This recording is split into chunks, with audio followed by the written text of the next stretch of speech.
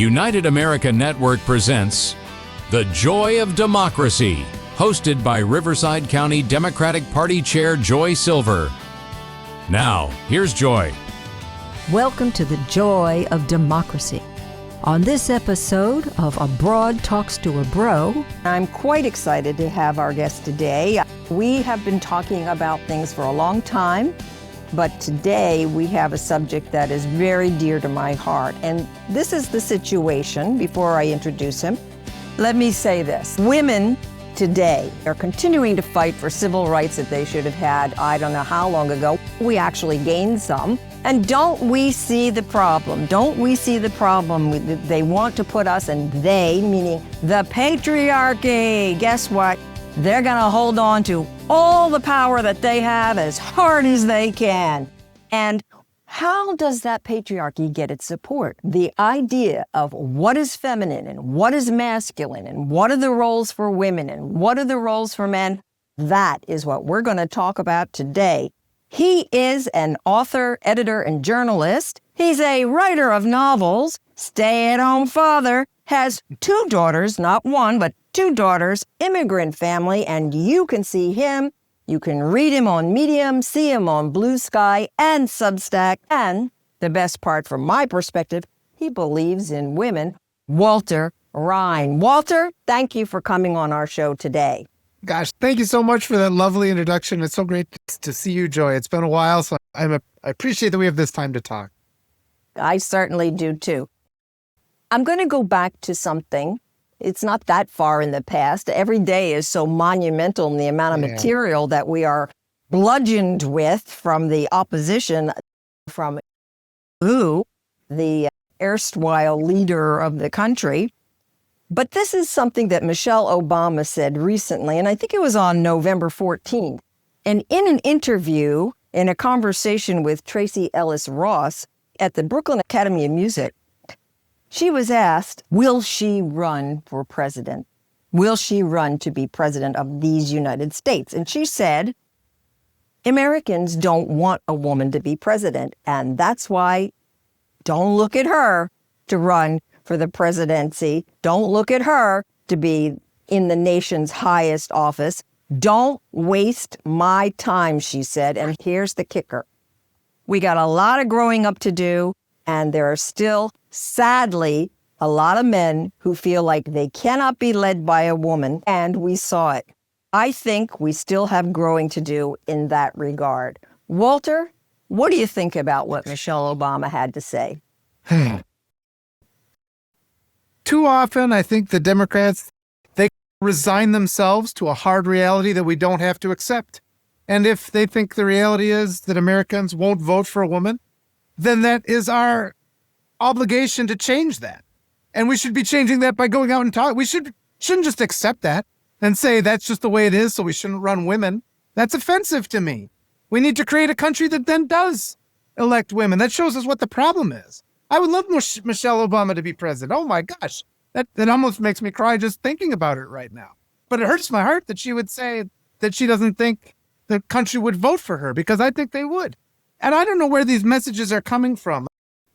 I was talking to people today, and what we've seen is on the right, there's this constant, they don't just campaign over the course of 2 or 3 months. They don't depend on a 90-minute debate to make their point. They campaign year-round, and the Democrats need to do that too. You know, that's an interesting thing, because the opposition plays a very long game. And in that game, they take every piece of the subject, and the subject matter is power. How do you gain power? And how do you gain power over others? So there's many pieces to this idea of gaining that power. And one of them is exactly this, defining womanhood, defining masculinity. And what is amazing to me, and what are the pitfalls of this, when I see, for example, in films where there are women heroes, or sheroes, as my feminist friends like to say, we see women in the same roles that men have had as heroes and as the protagonists in films and series and in books. And it's about violence. It's about violence. And so what I'm thinking, Walter, and I want to get your kind of views on this, how does the culture support currently what the definition of masculinity is, and what are the pitfalls of that? What you're saying is so interesting. Yeah, it's long been the case. You can't just take a male character and give him a woman's name, and now all of a sudden you're writing a feminist novel. That's just not the case. But I think what's really upsetting is the degree to which all narratives in this country are controlled. And the same media that fails to adequately report the number of women who are dying because of the denial of reproductive health care. I mean, it really frustrates me that we have Democratic politicians. They should be out interviewing the families of these people because people are dying. And the media is just simply not covering this. Women are bleeding out because doctors are afraid to do these treatments that are needed to save their lives. And it's because our entire structure is controlled by the same groups. There's the consolidation. It went from Big Five to Big Four to Big Three publishing. And they're all owned by the same conglomerates that own the media. And for the last few years, I've gone out and read independently published books. And on Substack, I try to interview people that never get their voices heard on the mainstream media. And it's just this, because if you watch the news, it's always the same everybody looks exactly the same. Even the people they go and interview on the street all look the same. They control, and we only get this tiny little slice of what life is like in the United States. There's millions of people that never get to have their stories told. Once you start talking to those people, we overcome the illusions of what we think are differences between us, and we start seeing how we're the same, and things start making sense. And things only are chaotic and dystopian because we're forced to constantly consume this inaccurate representation of our world. And you got to break through that and give a greater platform to more marginalized voices. It's an interesting thing what you're saying, the marginalized voices, because I've heard people who basically share our values, that our machine, our political machine, has gone too far, and they call it left, which I'm not so sure that's what this is, because marginalized voices and issues have been brought too forward to the front. And they actually talked to me about Roe v. Wade. Now, this is a very bizarre thing because you mentioned this in what you just talked about. And what this particular person said to me was, they went too much into the issues for transgender people and Roe v. Wade. I said, hold on a second. And I said, what do you mean? She said, well, they should be talking about the economy. I said, you don't see how women being able to control their reproductive time period as an economic issue? And you know what, Walter? Roe v. Wade is the name of a piece of legislation, but it does not identify the things that A, you just spoke about, and B, that is an economic issue. So if you're going to talk about affordability, and you're going to talk about health care, and you're going to talk about housing, and you're going to talk about all of these economic issues, guess what? Roe v. Wade and being able to control your reproductive years and the time period for that all of those issues, all of them, can be attached to that part of it. And this was an incredible, enlightening moment for me, because you know what that means? We're not telling the right story.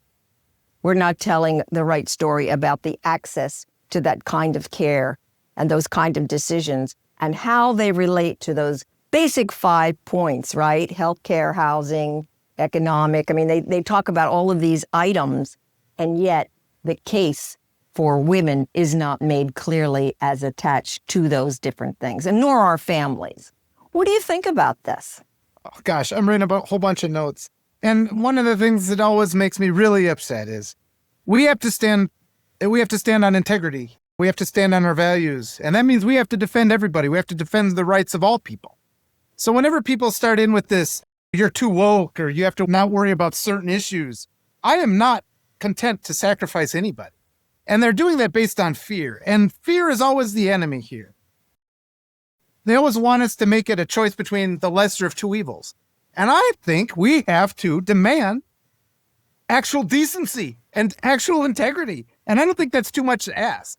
And where we're at now is, I was along with the system as it went for all those years, right up until Election Day. And now after Election Day, when we lose again, and we're at this position of just what we've been facing over the last 10 months, it's clear we have to change a lot of our strategies. And you look at somebody like Zoran Mamdani, who both political entities were against. He defeated both the Democratic establishment and the Republicans. And he shows that if you just run on a platform of integrity, where you address actual values and you stand for all people, it's successful. And even now, major parts of the Democrats, they did not endorse him. And that is very offensive to me. We need to have our primaries.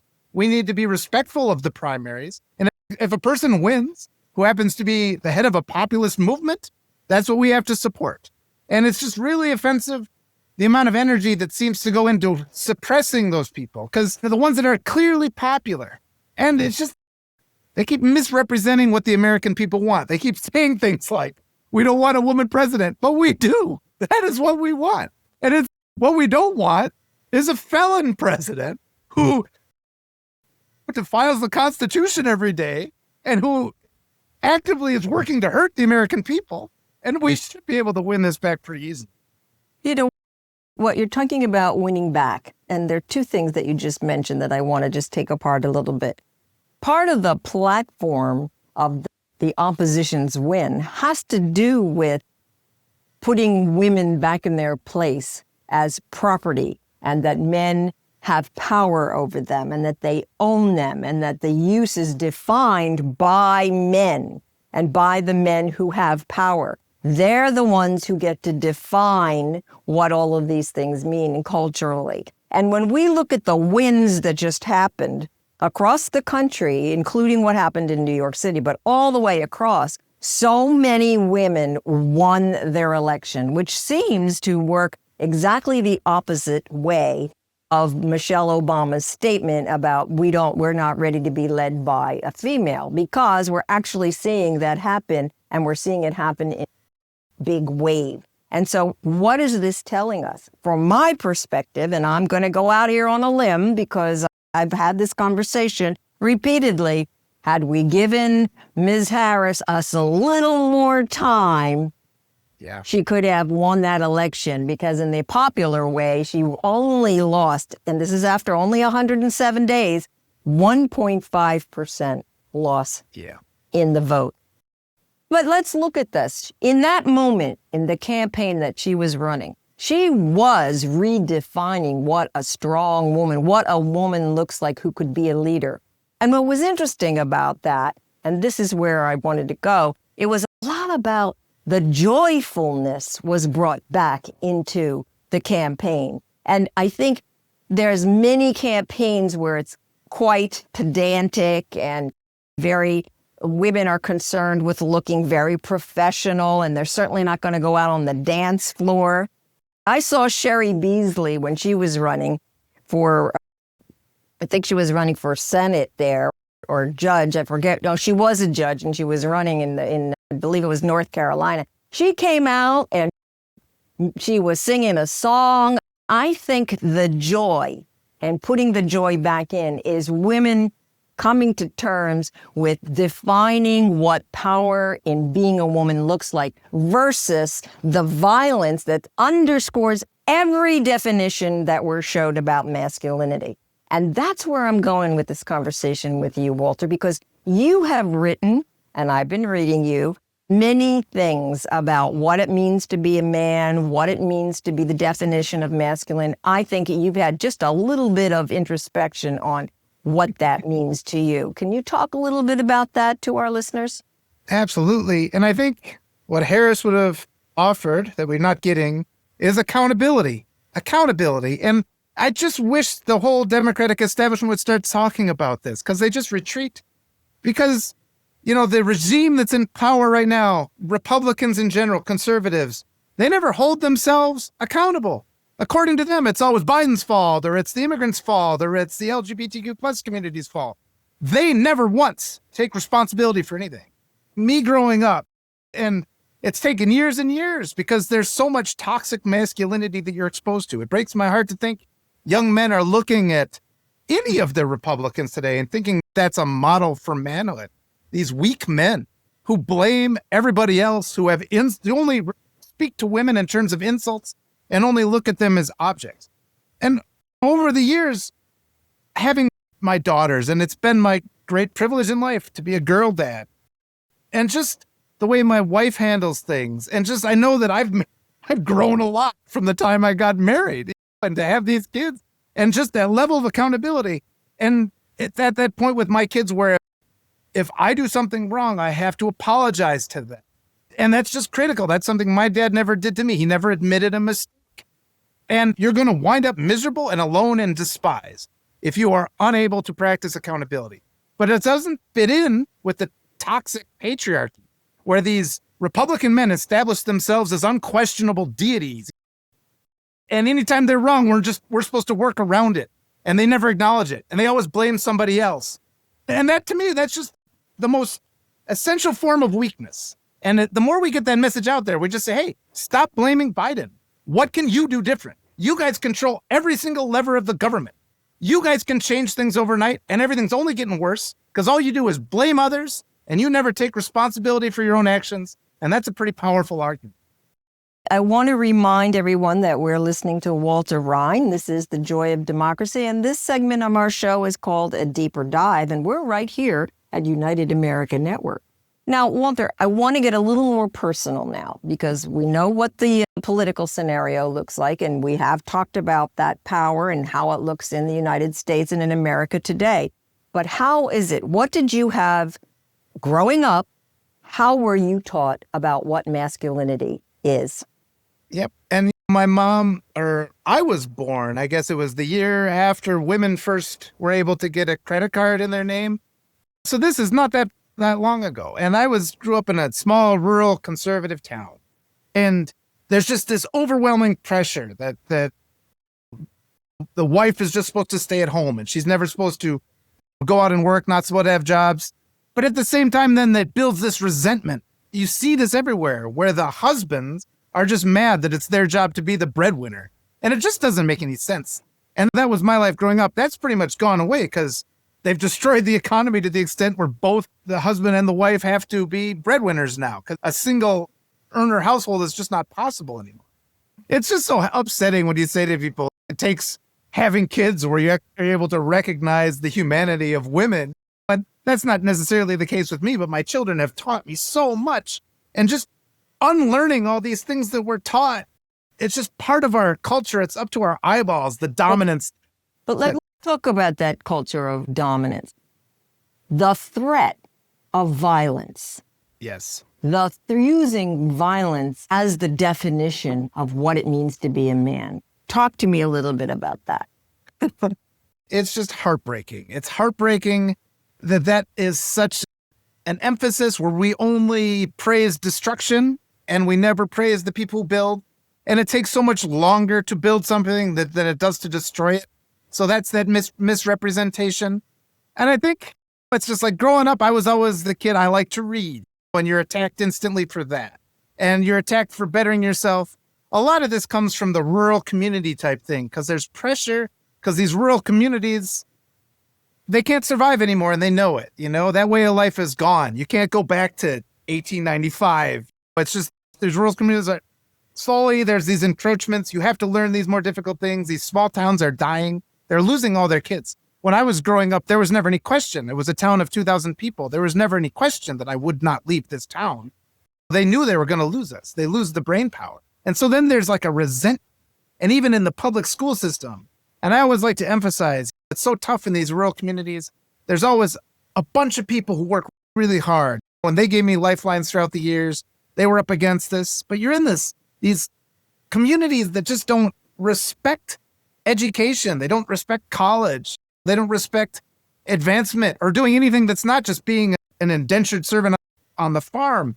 And another thing that's misrepresented is how much those farm kids they suffer. They get into accidents because they're handling machinery they shouldn't be handling. So there's just so many problems. They all come out of that toxic masculinity.